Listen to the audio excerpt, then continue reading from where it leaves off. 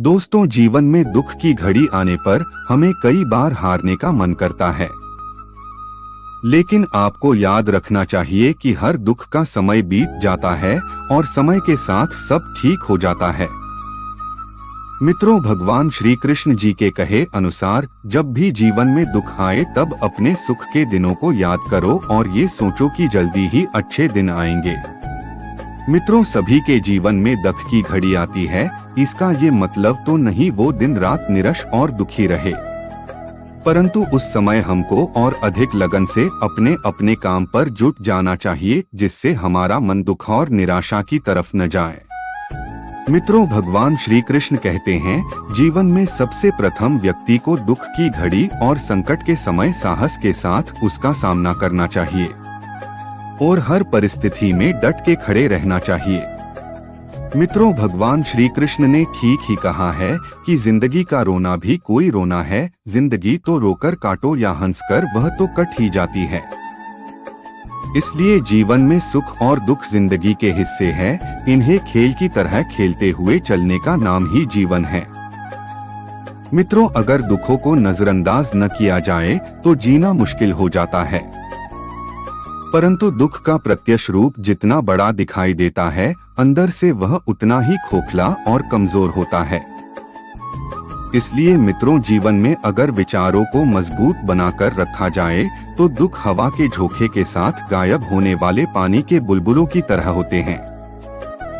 इसलिए दुख, तकलीफ, आपदाएं इंसान की जिंदगी के साथ जुड़ी हुई ऐसी अप्रासंगिक घटनाएं हैं जो जीवन में हमें क्षति पहुंचाकर हमें विचलित कर देती है।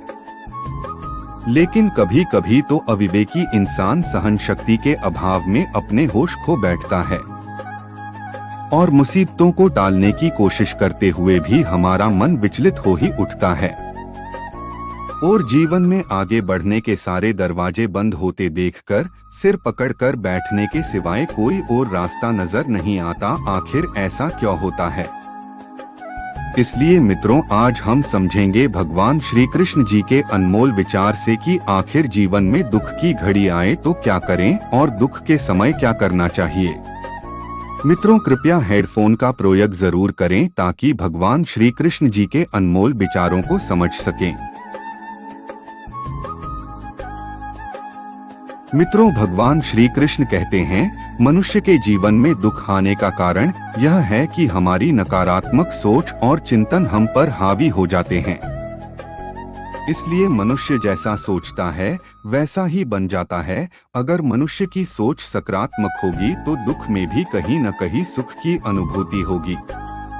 मित्रों, भगवान श्री कृष्ण कहे अनुसार प्रकृति ने हमें रास्ता बताया है कि दुख तकलीफों के समय रोने, सिर पीटने या डरने की बजाय अपने आप पर, अपने कर्मों पर विश्वास रखिए, जिससे कि आगे बढ़ने के लिए शक्ति, प्रेरणा और लक्ष्य मिले। परंतु मित्रों, किस्मत भी उन्हीं का साथ देती है जिनमें कुछ करने का साहस होता है। मित्रों, प्रकृति का नियम है कि रात के बाद दिन जरूर आता है, यहाँ कुछ भी स्थायी नहीं है।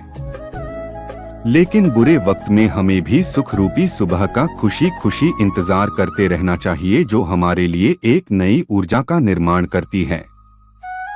और दूसरों से तुलना करके अपने भाग्य को कोसने की बजाय अपनी अच्छी बुरी आदतों, कमजोरियों और ताकतों को परखें और हिम्मत न हारकर आगे बढ़ते रहे। मित्रों, भगवान श्री कृष्ण ने भगवद गीता में कहा है कि सब कुछ ईश्वर की इच्छा के अनुसार होता है। दुख का सामना करने से हम सीखते हैं और अपने आप को सुधारते हैं। मित्रों, भगवान श्री कृष्ण ने अपने जीवन में संयम का पालन किया और हमें बताया कि संयम दुख की घड़ी में स्थिर रहने में मदद करता है। इसलिए दुख की घड़ी में अपने आप को, अपने कर्मों को ईश्वर के सामने समर्पित करना चाहिए और फल की चिंता छोड़नी चाहिए। परंतु दुख की घड़ी में दूसरों की सहानुभूति करना और उनकी मदद करना बहुत ही महत्वपूर्ण है, ताकि अपने दुख की घड़ी के समय लोग आपको मदद करेंगे। मित्रों, ध्यान दें कि दुख हमारे जीवन का हिस्सा है और हमें इसका सामना करना होगा, लेकिन हम इसी के माध्यम से सीख सकते हैं और अपने मार्ग पर जारी रख सकते हैं। भगवान श्री कृष्ण जी की बातों को ध्यान में रखकर हम अपने दुख की घड़ी में भी मजबूत और प्रेरित रह सकते हैं।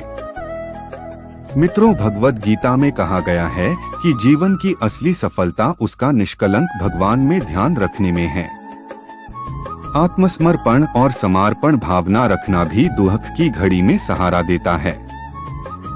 श्री कृष्ण कहते हैं, जब आप सुख और दुख को समान भाव से स्वीकार कर लेते हैं तो आप आत्मशांति प्राप्त करते हैं। इसलिए भगवद गीता में आस्था और श्रद्धा की महत्वपूर्ण भूमिका है।